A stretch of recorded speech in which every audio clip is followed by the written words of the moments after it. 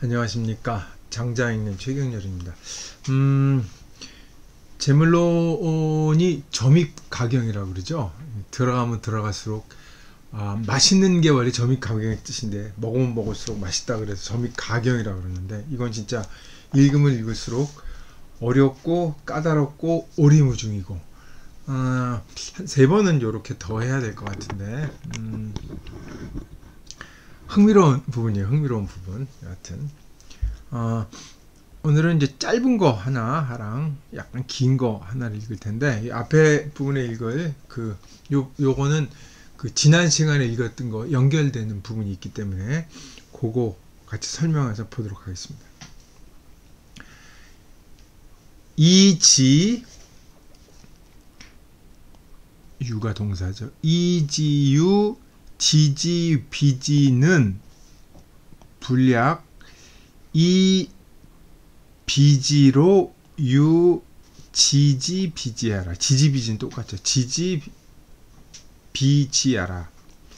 문장 패턴 똑같습니다. 여기 찍혔죠. 이 말로 이마 유 마지 비마는 불약 이 비마로 유 마지 비마야라. 그러므로 천지는 일지하며 만물은 일마야라. 제가 장자를 처음 읽을 때 이제 제일 누구나 고생하는 부분이 재물론이에요. 재물론. 세상에 이렇게 쉬운 한자로 글을 썼지만 모르는 글 하나도 없죠. 읽어봐도 뭔 소리를 하는 건지 이게 무슨 뜻인지 도대체 알 수가 없는 부분이 이 부분이기도 하죠. 일단 해석을 해보고 설명을 시도해 보도록 하겠습니다.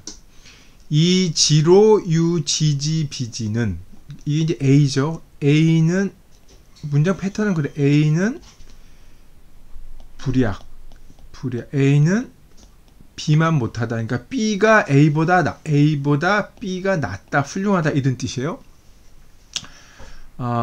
근데 이 A가 절로 돼 있죠. 센텐스로 돼 있습니다. 절로. 그쵸? 요것도 절로 돼 있고. 그러니까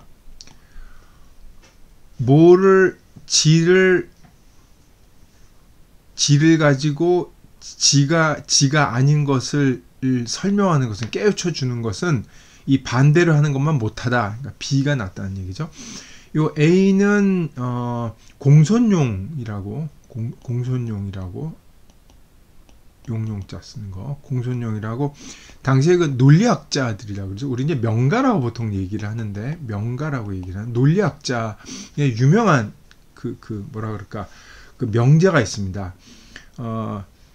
물, 막, 비지, 물막, 비지, 나, 이, 지, 비, 지라. 이 지비지, 지지, 비지 나오죠. 물막, 비지나, 이지, 비지라. 이런 유명한 명제가 있어요. 그 다음에 이제 그 뒤에 말 내용이 유명한 얘기죠. 백마, 비마. 그쵸? 그 공손용의 논리를 가지고 와서, 장자가 이제 이거를 비판하는 거긴 한데, 비판이 단순한 비판이 아니고, 공손용의 논리를 그대로 받아들여서 이것을 가지고 이제 다시 뭐랄까 정반합이라고 그러죠. 비판만 하는 게 아니라 논리를 그대로 비판적으로 흡수를 하면서 그 논리를 고차원으로 상승시키는 논리가 바로 이겁니다. 그래서 지와 말을 가지고 두 개의 논리를 가지고 설명을 한 다음에 천지일지한 만물일마야고 하는 자기 나름의 사고방식을 결론을 내리는 거죠. 논리구조는 그렇게 되어 있습니다. 그러려면 이제 공손용의 설명 방식을 알아야겠죠. 그러니까 A 불약 B 할 때 이 A는 공손용이고 B는 장자의 논리죠. 장자의 논리인데 이 장자가 요 두 개의 논리를 바탕으로 해서 더 이 결론 부분 더 정반합이라고 그럴까요? 그 결론에 도달한다고 볼 수가 있죠. 이게 이제 제가 간단하게 변증법이다 하고 설명을 했는데 논리구조 상당히 복잡하고 정교합니다. 설명을 좀 드려야 될 것 같아요. 공손용은 앞에 거 이지유 지지비지 얘기했잖아요. 같은 바닥에 깔려 있는 게 요거죠. 물막 비지나 이 비치라. 이 지가 문제죠. 지. 이 가리킬 지자잖아요. 가리킨다. 몸을 가리킨다. 사물을 지시하다 이런 뜻이죠. 만물은 사물, 이거 사물이라고 물이라고 할 때 사물은 명사, 만물을 가리킨 책상, 컵 이런 그 물이기도 하고 사건이기도 하고 세계 전쟁 아니면 이게 무슨 사건 아니면 시사적인 사건이기도 하고 아니면 추상명사이기도 해요. 자유, 민주주의, 영혼, 불멸 이런 걸 가리키다 해서 포괄적인 경우입니다. 이런 물들은 지시하는 게 아닌 게 없다. 다 지시한다는 거죠. 우리가 이제 말이나 소를 보고 말이라고 이렇게 지시하잖아요. 그래야 우리는 말이라는 게 인지가 되죠. 근데 모든 만물은 명사적으로 우리 명사를 일단 얘기하겠습니다. 명사적으로 지시하지 않는 게 없다. 모든 말은 다 지다. 근데 이 지는 가리키는 대상이 아니다 이런 얘기죠. 그러니까 이 지라는 건 두 가지, 하나는 지시 행위, 지시하는 행위 있고 하나는 지시 대상을 가리키죠. 공존중이 얘기하는 건 지시 행위와 지시 대상이 일치하지 않는다는 거예요. 이게 처음에는 되게 어려운 말인 것 같았는데 20세기 언어학이 발전을 하면서 이건 오히려 이해하기가 쉬워졌죠. 야, 근데 우리가 말이다, 소다, 자유다, 영혼이다, 불멸이다, 이런 추상적인 것들이나 사건이나 명사를 얘기하는데 이 지시하는 말이 지시하는 대상과 반드시 일치하지는 않죠. 이건 굉장히 중요한 지적입니다. 사실 고대 이런 일이 있었는 건 참 명가라는 사람들이 사물의 명명법, 논리 구조, 진행 방식 이거에 깊이 생각했던 사람이에요. 그래서 논쟁을 벌일 땐 논쟁을 벌이는 언어로 하잖아요. 언어로 할 때는 언어의 개념이 합의가 된 상태에서 얘기가 되는데 내 쪽에서는 시라고 했는데 저쪽에서는 피가 될 수 있죠. 우리 지난 시간에 시,피 얘기했죠. 그래서 이쪽의 주관성이 저쪽에서는 이쪽의 시가 저쪽에서 반드시 시가 되리란 보장을 할 수가 없어요. 내가 얘기하는 건 나의 주관성이 깊이 개입되어 있기 때문에 저쪽과 공유할 수 있는 객관성이 유지가 되느냐가 상당히 고민거리 중에 하나입니다. 사실 논쟁이 되려면 그게 되는데 우리 흔히 보잖아요. 자기가 쓰는 말이 저쪽에서 쓰는 말하고 공통점이 있을 가능성이 굉장히 적어요. 특히 이제 요즘에 더 심해졌죠. 옛날엔 그렇지 않았어요. 육아에서는 그거를 이제 13경이라고 하는 또 공통의 토대를 두고서 얘기를 했기 때문에 어느 정도 이제 합의점이 있는데 과연 그 합의점이 있느냐가 이제 문제였던 거죠. 그거를 그 공손용은 물막 비지 이 지비지라고 얘기를 한 거예요. 백마 비마도 마찬가지고 그런 얘기를 한 거죠. 그러니까 상당히 그 사물의 명칭을 붙이는 게 얼마나 자의적이고 임의적이고 임시로 붙인 거인지에서 놀라운 통찰력을 보이는 거죠. 예컨대 사물이 이렇게 많으면 여기에서 우리는 하나를 얘기하지만 이 하나만 얘기할 때는 하나를 지칭한다고 가정을 하지만 사실은 나머지를 다 버리는 거란 말이에요. 그러니까 우리가 말이라고 얘기를 하지만 말이라고 얘기를 하는 순간 우리 말의 이미지를 떠올리죠.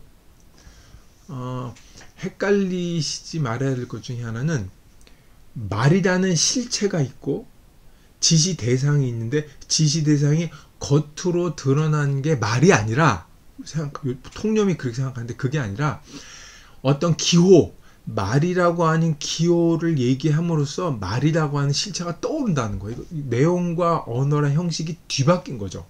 그러니까 내용이 있고 형식이 있는 게 아니라 언어라는 형식이 있고 뒤에 내용이 따라온다는 거예요.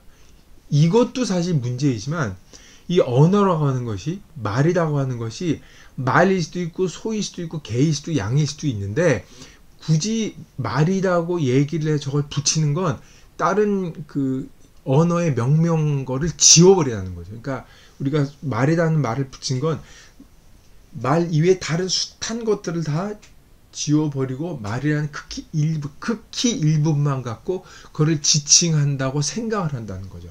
그 사고방식 자체가 뭐랄까 임의적이고 유동적이라는 걸 얘기를 한 거예요. 그래서 우리가 어떤 지시 대상을 써서 어떤 지시 행위죠. 어떤 행위를 해서 사물을 지시를 하지만 그 지시하는 행위는 지시 대상이 아니다 이런 얘기죠. 이건 이해하기 쉽죠. 근데 장자는 이걸 받아들입니다. 받아들여. 그대로 받아들이지만 한 단계 더 나아가죠. 직언, 여기서 지가 나고 비건, 비지가 나왔잖아요. 지는 일종의 형식적이고 개념이고, 그렇죠? 이 비지할 때 비지는 실체가 있는 어떤 거를 가리키죠. 그래서 개념과 이거 실상이라고 얘기할 수 있을 거예요. 개념과 실상을 얘기해서 진짜 이분법적으로 얘기를 했어요. 그 공손용은 장자는 그걸 받아들입니다. 다만 받아들이긴 하지만 개념과 실상의 이분법을 하는 것 자체가 일종의 언어 현상이라고 보는 거죠. 비지하지만 지도 언어고 비지는 실상이라고 얘기를 했을 뿐 이것도 역시 언어적 현상이라는 거죠. 그러니까 지를 가지고 지가 비지라고 얘기하는 것보다, 그러니까 공손용은 지적의 지라는 것에 강조점을 두었다면 장자는 이걸 받아들여서 비지 자체를 서술형으로 받지 않고 개념으로 받아들이는 거예요. 언어적 현상. 지로 지지비지를 얘기하지 말고 비지를 가지고 지지비지를 얘기하는 게 훨씬 낫다는 얘기죠. 무슨 얘기인가 하면 언어는 임시적이고 자의적이기 때문에 굳이 그 말을 안 써도 이걸 앞에서 장자는 시하고 피를 썼잖아요. 시라고 이것이다, this 이것이라고 얘기를 해서 그걸 명명을 구체적으로 말이 되고 소가 돼서 이것이라고 얘기하지만 반드시 이것은 상대편의 피가 될 수 있기 때문에 시는 반드시 피를 포함하고 피는 반드시 시를 포함한다. 다시 말해서 이것은 이것일 수도 있고 이것이 아닐 수도 있다는 거죠. 그러니까 부정형이라고 그래야 되나? 이것까지도 포함을 해서 그거를 장자는 비시라고 표현을 한 거죠. 비지라고. 뭐 어떤 것을 지라고 가리키는 순간 그것 아닌 부분을 탈락시키기 때문에 그것이 아닌 부분까지를 얘기해서 가리키는 대상과 가리키는 것이 다르다는 것을 얘기하는 것이 훨씬 더 가리키는 대상의 임의성을 뭐랄까 그때그때 쓴 상황에 따라서 쓰는 성질을 나타내는 게 훨씬 더 편리하다는 거예요. 그거를 이제 이지로 지지비지보다는 비지로 지지비지하는 게 낫다는 거죠. 여기서 말하는 비지와 뒤에서 말하는 비지는 다릅니다. 공손용의 논의는 비교적 얘기하기 쉽지만 뒤에 불약이하의 맹자의 논의는 비지를 서술형으로 받아들이지 않고 개념으로 동시에 받아들이면서 그렇게 하더라도 어떻든 우리가 포괄적으로 얘기하고 하나만 가르치지 않더라도 실상과는 거리가 있을 수밖에 없다고 좀 더 포괄적으로 논의를 한 거죠. 이걸 보통 이제 뭐라 그러죠? 노자일장 도가도 비상도할 때 상도 비상명할 때 상명이라고 그것의 상세한 설명이라고 보는 일반적인 견해가 있긴 한데 틀린 말은 아닙니다만 이 글을 이해하려면 공손용의 논의를 거치지 않으면 이해가 되기 힘들어요. 그래서 장자를 읽을 때는 이 공손용이 결국 어디로 갑니까? 해시한테로 넘어가서 해시가 이걸 정교하게 논의를 진행시키거든요. 정교하게 진행시키는데 장자는 그걸 받으면서 분명하죠. 그거를 받아서 충분히 소화하면서 더 확장시켜서 논의를 벌인다는 게 장자가 다른 점입니다. 그러니까 해시도 그렇고 그 공손용의 토대를 둔 해시도 그렇고 이 명가들의 특징은 이분법이기 때문에 자기들의 개념이 논리를 전개시키기 위해서는 고정시키는 특징이 있어요. 개념을 잡으면 그 개념을 고정시켜서 이 논의를 바탕으로 주변의 군더더기를 제거하면 그 개념을 깨끗이 만들어서 그 개념만으로 정교하게 순수하게 논의를 진행시키기도 하고 하여튼 믿음이 있었어요. 근데 장자는 그 믿음을 받아들이면서 그 순수한 믿음이 제외시킨 다른 부분들, 제외되고 소거된 부분까지를 포함해서 봐야 된다고 얘기를 하는 거예요. 그거를 비지라고 얘기하고 장자가 참 재밌는 거죠. 장자의 논의가 그래서 없게 되는 게 그 뜻이죠. 그 부분이 있는 겁니다. 말도 마찬가지예요. 이 지지 비지 부분은 추상명사 아니면 추상적인 거를 얘기하는 개념을 얘기할 수 있는 거라고 보면은 말 부분은 그렇지 않죠. 말을 가지고 말이 진정한 가리키고자 하는 말이 아니다라고 얘기를 이제 공손용이 하는데 그것은 말이 아닌 부분을 가지고 말이 진짜 말이 아니라고 설명하는 게 훨씬 낫다는 거죠. 이걸 앞에 논이랑 똑같은 겁니다. 우리가 말이라고 언어화해서 표현하지만 우리가 말이라고 하는 건 실질적으로 가리키는 말하고는 다르죠. 언어적 현상일 뿐이라는 거예요. 실상과 이 언어적 현상은 분리된 지점이 있다고 얘기하는 거죠. 이게 백마비마라고 했잖아요. 백은 색깔이고 마는 형체인데 색깔과 형체가 있는 것은 형체만 가리키는 거하고는 완전히 다른 종류다는 얘기죠. 그러니까 우리가 말이라고 얘기할 때는 이게 검은 말인지 누런 말인지 백마인지 논의가 없이 그냥 말이라고 얘기한단 말이에요. 근데 어떤 말이든 그 말은 말만의 고유한 특성이 있다는 거. 이제 백이라고 했는데 말을 하나 더 속성을 더 집어넣은 거죠. 속성을 집어넣어서 논의를 벌였기 때문에 이 백마 비마라는 게 말이 되죠. 어떤 우리가 실상을 가리키려면 그 실상을 다 얘기를 해야 된단 말이에요. 근데 우리는 실상을 다 소고시켜버리고 이 말이라고 하는 관념만 탁 갖다 놓은 거죠. 그 관념은 관념일 뿐이지 실상 말이 아니라는 거예요. 근데 장장 걸 받아들입니다. 훌륭한 논의다. 그렇지만 말에는 말이라고 하는 부분이 있는 것, 말을 구성하는 부분이 있지만 우리가 말을 설명할 때, 말이라고 얘기할 때 말이라는 공통 요소를 추출하기 위해서 버리는 부분이 있단 말이에요. 그 버린 부분까지 끌어안아야 말이 되는 게 아니라 말이 정말 말이 아니라는 걸 온전하게 이해할 수 있다는 거죠. 재미있는 현상이죠. 우리가 말을 얘기할 때 말이라는 공통 요소를 추출해 모으는 걸 버리는데 버리는 걸 다 끌어모아야 제대로 된 말을 형용한다라고 얘기하는 게 아니라 버리 부분까지 끌어모아야 말이 진짜 말이 아니라는 걸 제대로 알 수 있다는 거예요. 다시 말해서 언어의 임의성과 그 상황성을 강조하고 있는 거죠. 되게 재밌는 거죠. 왜 이런 논의가 중요하냐면 만물은 일마야라. 이거는 만물 아까 제가 책상이나 구체적인 사물이기도 하고 영혼이나 불멸처럼 추상적인 개념어이기도 하고 뭐 우리가 뭐 전쟁 그러니까 뭐 세계 전쟁이니 뭐 석유 위기니 아니 환경 문제니 하는 그 사건 같은 것을 포함하는 거야. 이 만물은 다 일시적으로 말이라고 명명한 행위랑 똑같다는 거예요. 우리가 어떤 사건을 우리는 민주주의라고 하는 걸 생각을 해보면 민주주의가 얼마나 범위가 큽니까? 뭐 학문적으로도 얘기를 하고 민주주의 역사가 있고 민주주의 뭐 원리도 있고 여러 가지 얘기를 하지만 어떤 얘기를 민주주의라고 얘기를 하든 간에 아무리 넓게 정의를 해도 다 빠져나가게 돼 있어요. 근데 빠져나가는 걸 다 끌어모으면 민주주의가 될 것 같은데 다 끌어놓으면은 진짜 아무것도 아니게 되는 거죠. 그 얘기를 하는 거예요.